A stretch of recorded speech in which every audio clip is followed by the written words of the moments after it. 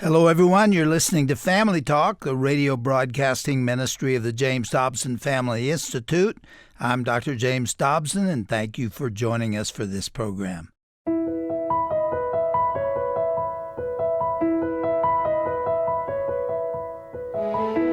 Hello, everyone, and welcome to Family Talk, a listener-supported ministry of the Dr. James Dobson Family Institute. Today, we're going to share a classic conversation between our own Dr. Dobson and psychologist and author Dr. Arch Hart. They'll be discussing the unavoidable impact that divorce has on our children.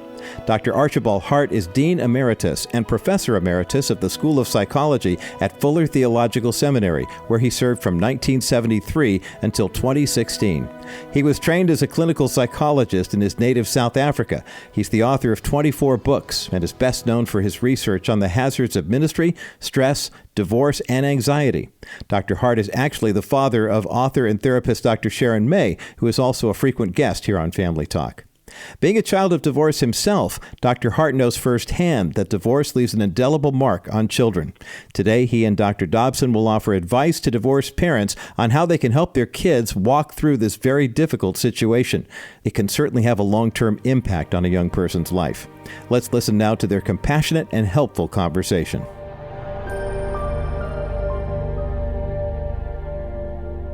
Your first visit to this ministry occurred in 1982. Yes. And you don't have any idea what we talked about that day, do you? Don't. No, I must confess, I don't. We talked about the cancer of resentment. Oh, yes. And that whole phenomenon of what cancer does, not to the person you resent, but to the resenter. Yeah, it's the boomerang that comes back and hurts you. It is. And there was a quote that you gave us that day that I've been using ever since, and it has such meaning. You said, "Forgiveness is giving up my right to hurt you for hurting me." That's right.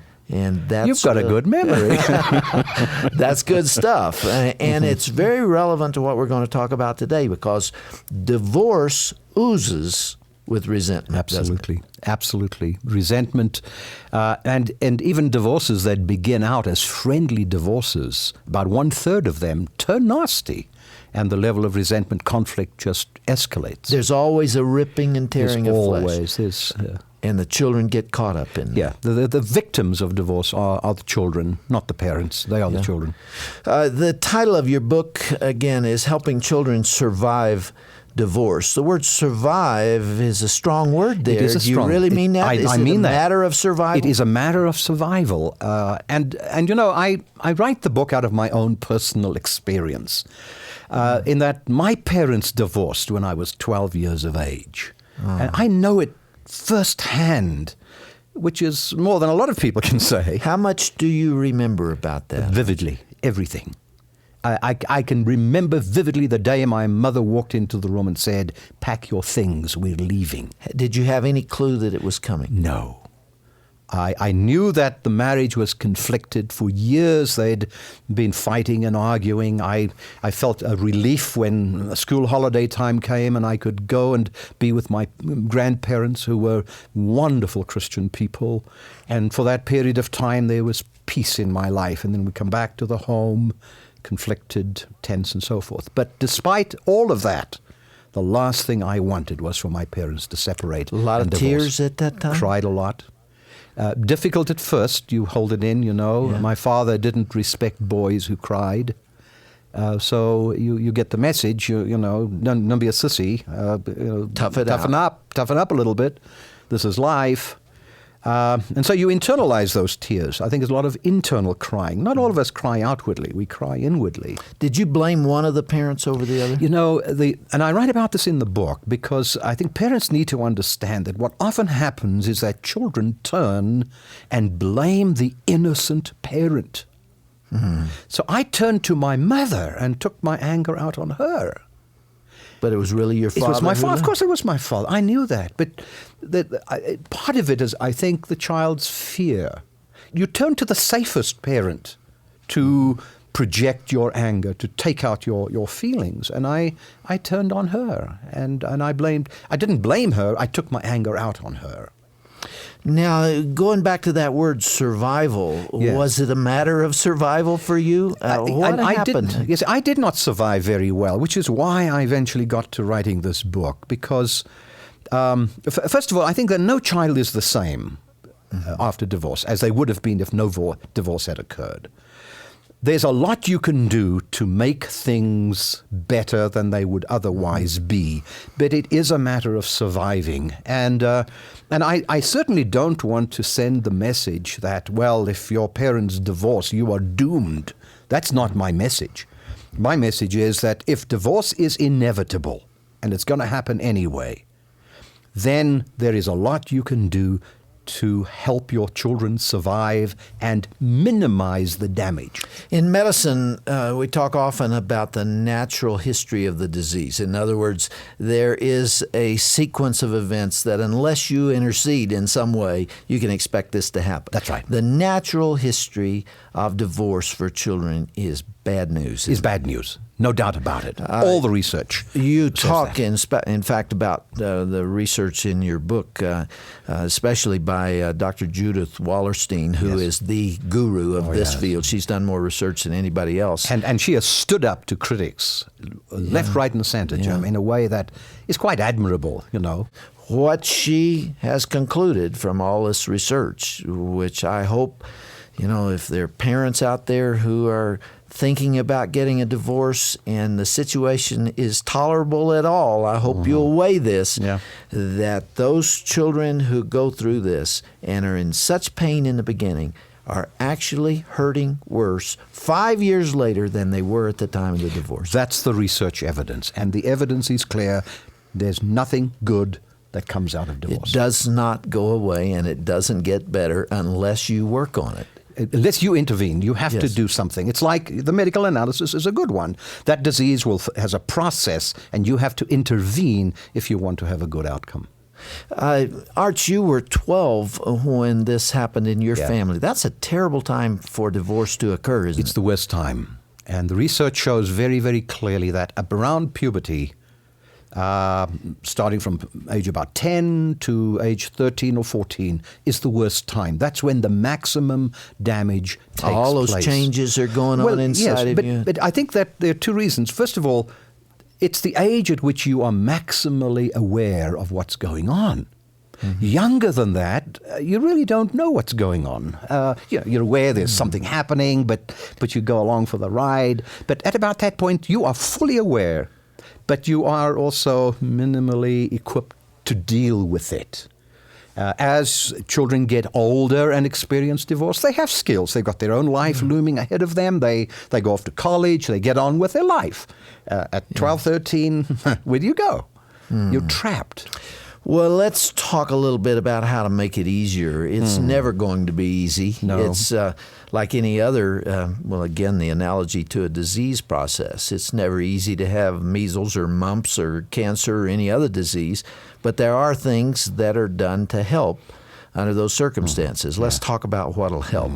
Begin with how in the world you tell a child, let's say 5 or older, that this has occurred. Did your folks handle it wisely with you? No, they did not tell me what was going on behind the scenes. They thought they were protecting me, and I think this is the biggest mistake parents can make, to think that you're protecting your children by not telling them what's going on.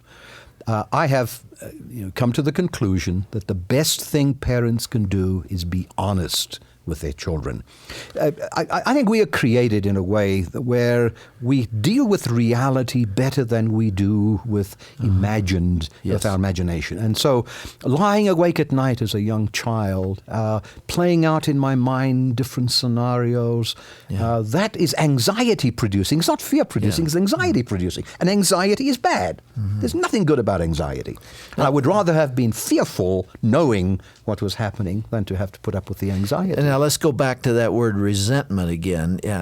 How does a parent who resents the husband or wife, the spouse, convey to a child what has happened without spilling all of that poison on the child? And that's the problem.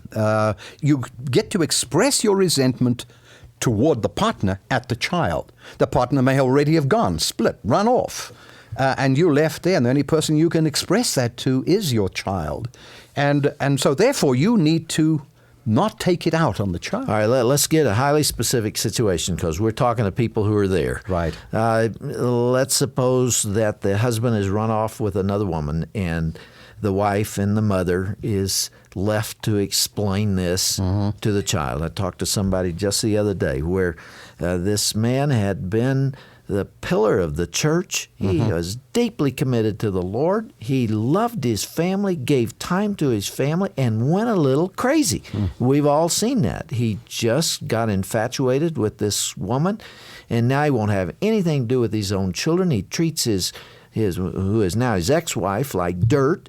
How does that woman deal with this with the children? Daddy never comes around. He doesn't show any kind of love to them anymore, and he's gone.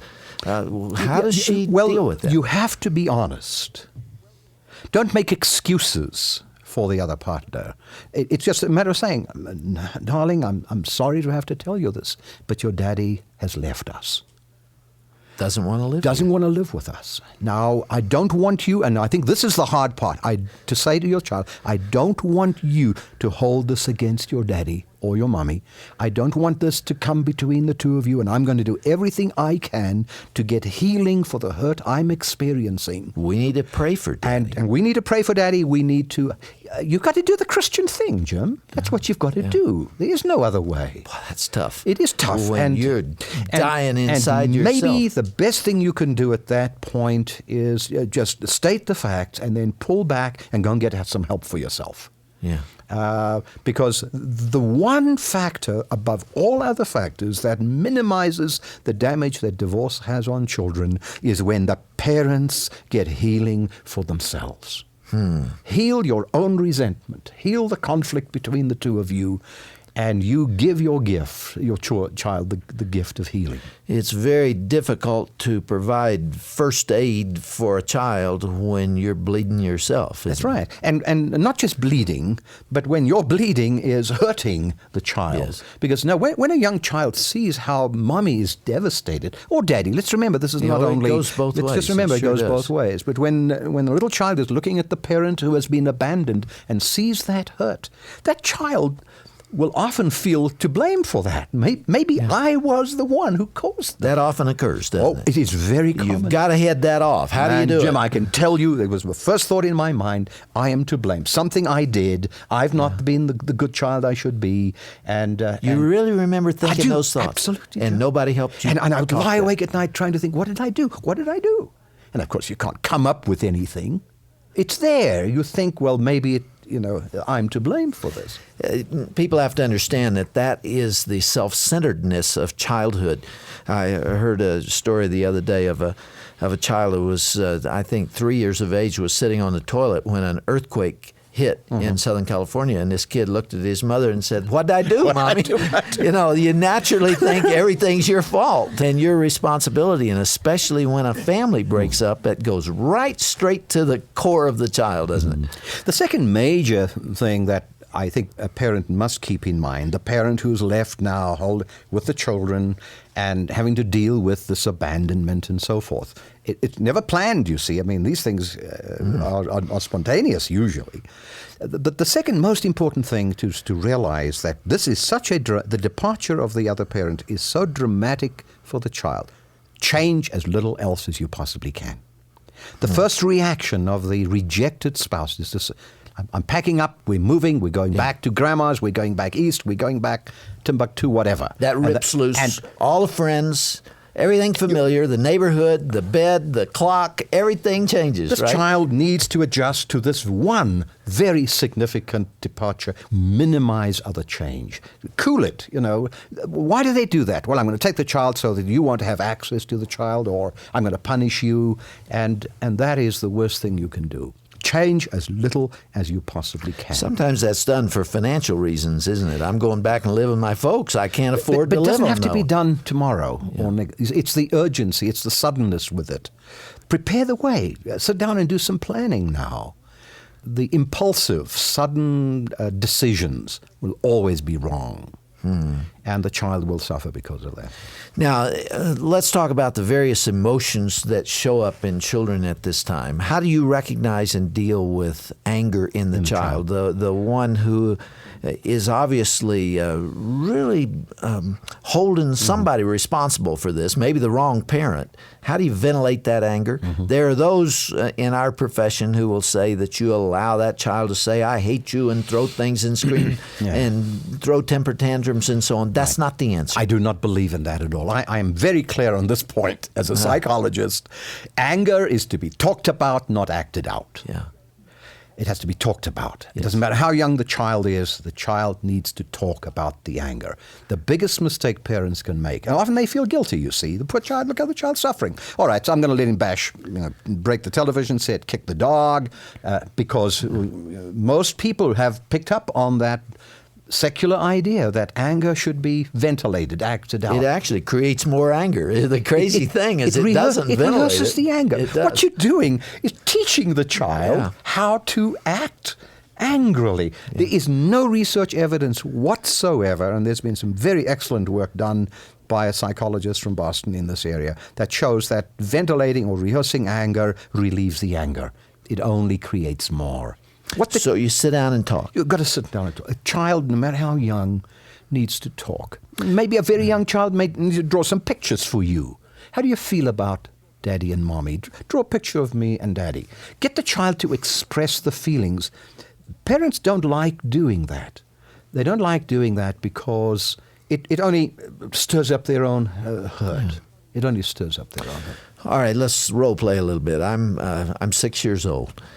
And you're my dad, and our mom is gone, your wife is gone, and you're seeing these signs of anger in me. And I'm saying to you, Daddy, I'm mad at my mother. She doesn't call me. She doesn't come see me anymore. See, I think I hate my mother. Yes, unfortunately, he doesn't even say that. What he says is, oh, my tummy hurts. Yeah. I don't want to go to school today. Yeah. And so, let's talk about that. I mean, what are you feeling? And often to young children, as opposed to the 12 or 13-year-old who might say, oh, I'm so mad, I'm so angry. I want to the 6-year-old, you might have to say, tell me how you're feeling. How do you feel about me or your daddy right now? And sometimes you even have to suggest a vocabulary. Yeah. They don't have the labels for these feelings yet. Yeah. And so you feel angry, you feel like you want to break things. And then the child gets in touch with the emotion, and while it might feel like it's more painful at that moment, in the long run, and this is the important point to emphasize, it's long-term benefits that you're looking for here, not the short-term. And sometimes short-term intensified pain is the best solution for the long-term relief. All right, bring the Lord into that conversation now. How do you help that child learn to lean on the Lord and depend on Him in a moment like that? Because many children have prayed, they've been praying for the conflict. I prayed. I lay at night and I prayed and I prayed and I prayed and prayed, and then when finally they split, where's God? And so there's a crisis of faith, even as a 6-year-old, a crisis of faith, and the parent has to model for the child not just faith that everything will come right, but faith to believe that we can get through this, that we can get over our hurt, that the pain will get better one day. We're going to hurt now, and we're going to get worse before it gets better. But, God is with us by our teaching and by our actions and by our attitude and by our own display of spiritual behavior. Even a 4-year-old, 3-year-old child can benefit from that. One of the surprising things in your book that I know is valid from other research is that when a child becomes super sweet and super cooperative and becomes a little angel, beware, that's not a good sign. Not a good sign. People have a hard time understanding that, but it's true. That's right. We call it reaction formation. And often little Mary, 5-year-old Mary, will suddenly become the sweetest, kindest child, will wait on you, will try to anticipate your needs. It's a danger signal. She's taking on the responsibility to cheer you up. to help mom out. Exactly. And that's too much to put on a kid. It's too much to put on a little child. That little child should not be doing that. And trying to relieve your pain, the child will pay for that because they take upon themselves your pain. And they shouldn't have to bear such a burden. At what point, Arch, do you seek professional help for a child? That's a difficult question, really, because if you seek professional help too soon, you may send the message to the child, there's something wrong with you. Yeah. I think one should always get help for oneself first. Because I'm a strong believer that a good, healthy parent is the best therapist a child can have. You know what that reminds me of? On the when you fly on an airplane and they describe emergency procedures and they say that oxygen falls, they always tell you put your own mask on first before you put the mask on a child. Take Yeah, care of yourself. It seems selfish, doesn't Yeah. it? But it's not selfish. The point is that you take care of yourself first, and you then are in the best position to help your child. But there comes a time when a child is acting out so severely, harming itself, or particularly, and I think this is what I would like to underscore today, that when there are signs of depression in the child, you should seek professional help. All right, we've got 2 or 3 minutes left. Tell us what those signs are. The child, you see, children don't show depression the same way as adults. What happens is that often they start to somaticize, so hurting tummy, or usually head. the stomach, headache, pain generally. They withdraw, they want to be by themselves. They don't want to be with their friends. They socially withdraw, become isolated. Often anger is a mask for depression. They want to beat you, and the child comes up and little fists fly. Cruelty to animals is a and then they take tip it out. off. And there's a sadness, so they tend to cry a lot. And these are the signs of depression. And we now believe that later depression proneness has its origin in these painful episodes of early childhood.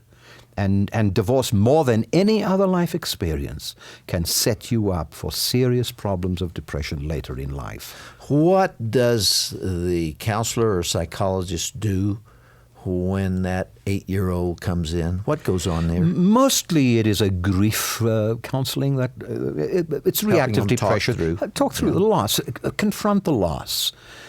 Symbolize the loss. And so one draws pictures a lot, one talks emotional feelings a lot. It's a process. You try to disabuse the child of fantasizing that it'll all come right again. Mommy and Daddy will get back together again. It's wonderful when it does happen, and those miracles do happen and happen often. But I don't think it helps a child to hold out hopes that will happen. It just perpetuates the depression. You know, one of my favorite comedians through the years, Jonathan Winters, I heard him say one time in a moment of real honesty, he was not trying to be funny. He said that when he was a child, his mother and father got a divorce, and he talked about how painful it was for him, that it just wounded him so deeply. And it was not common in those days. And he said that he put on a big front and he fought with the other kids and they never knew. But he said when nobody was looking, I went out behind a tree somewhere and cried. And he said, all my humor is a response to sorrow. That's right. And I think Isn't that that goes interesting? beyond him. I think most good comedians will say there's a deep melancholy from which my mirth. Arch, we're just getting started. Well, thank you, let's Jim. proceed. Tomorrow we're talking about Dr. Archibald Hart's book, Helping Children Survive Divorce, What to Expect, How to Help. And there are an awful lot of parents out there that need this book and need this information, and we're going to provide a little more of it next time. Thanks for being our guest. We'll pick up right here next time around. My pleasure. Thank you, Jim.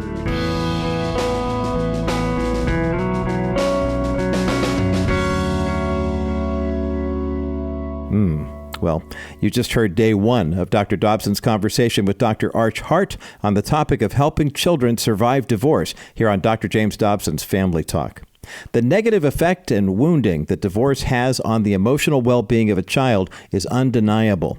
And as Dr. Dobson pointed out, no child is immune to those effects. However, if divorce is unavoidable, parents have to be active in helping their children process and cope.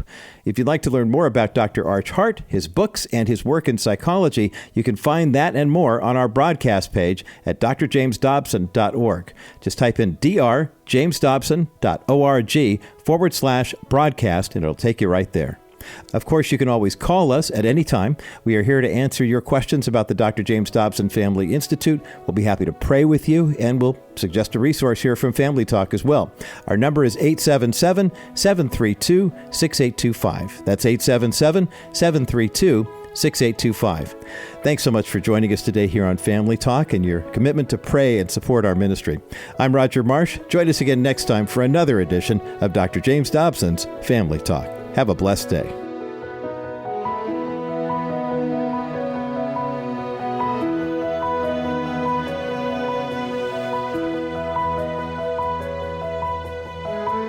This has been a presentation of the Dr. James Dobson Family Institute.